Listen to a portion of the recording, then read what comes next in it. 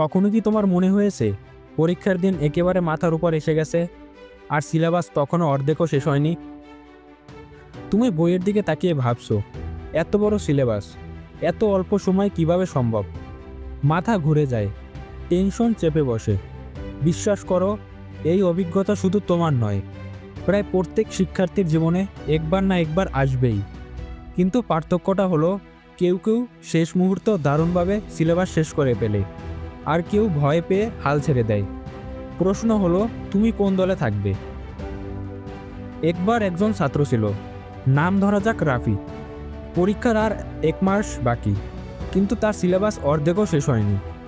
শুরুতে সে ভেবেছিল আর হবে না, কিছুই শেষ করতে পারবে না। কিন্তু একদিন সে ঠিক করলো, আমি হাল ছাড়ব না।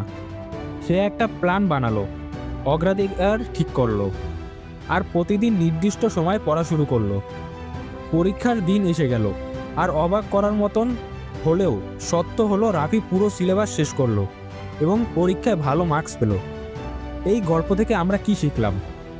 সময় কম হলেও তুমি যদি সঠিক কৌশল, সঠিক মানসিকতা আর নিয়মিত পরিশ্রম করতে পারো, তবে অসম্ভবও সম্ভব হয়ে যায়।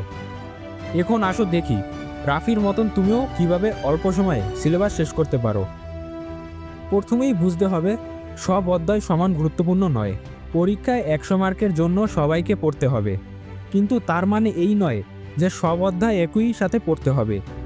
আগে খুঁজে বের করতে হবে কোন অধ্যায় সবথেকে বেশি গুরুত্বপূর্ণ। গত বছরের প্রশ্ন, সাজেশন, শিক্ষক বা সিলেবাস গাইডলাইন তোমাকে সাহায্য করবে।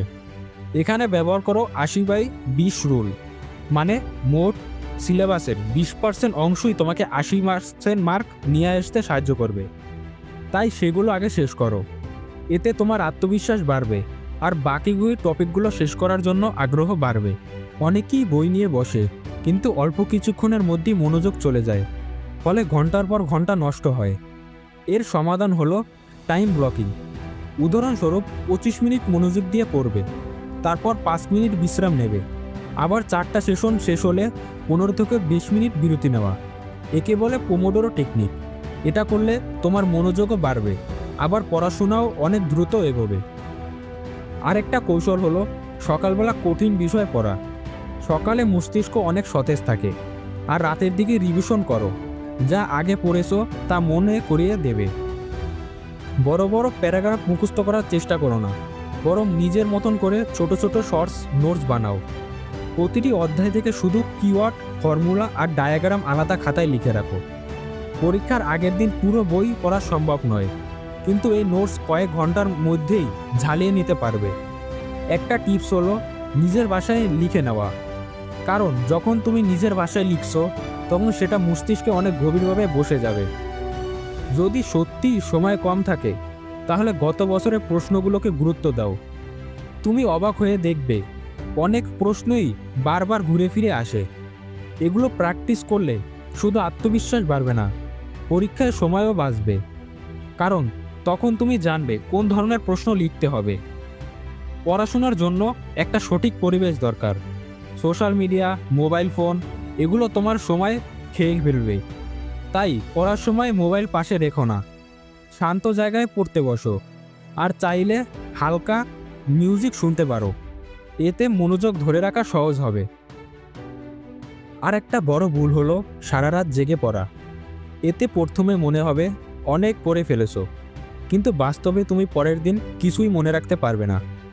পর্যাপ্ত ঘুম মস্তিষ্ককে সতেজ রাখে আর স্মৃতিশক্তি বাড়ায়। এছাড়া হালকা ব্যায়াম করো, প্রচুর পানি খাও, আর স্বাস্থ্যকর খাবার খাও। মনে রেখো, সুস্থ শরীর ছাড়া ভালো পড়াশোনা সম্ভব নয়। সবথেকে বড় জিনিস হলো নিজের উপর বিশ্বাস রাখা। যদি তুমি বারবার ভাবো আমার হবে না, তবে সত্যি হবে না। কিন্তু তুমি যদি বলো আমি পারবো, তবে মস্তিষ্ক সেই অনুযায়ী কাজ শুরু করবে।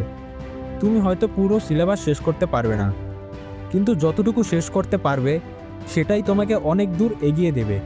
তাই ইতিবাচক মনোভাব রাখো আর প্রতিদিন ছোট ছোট লক্ষ্য পূরণ করো।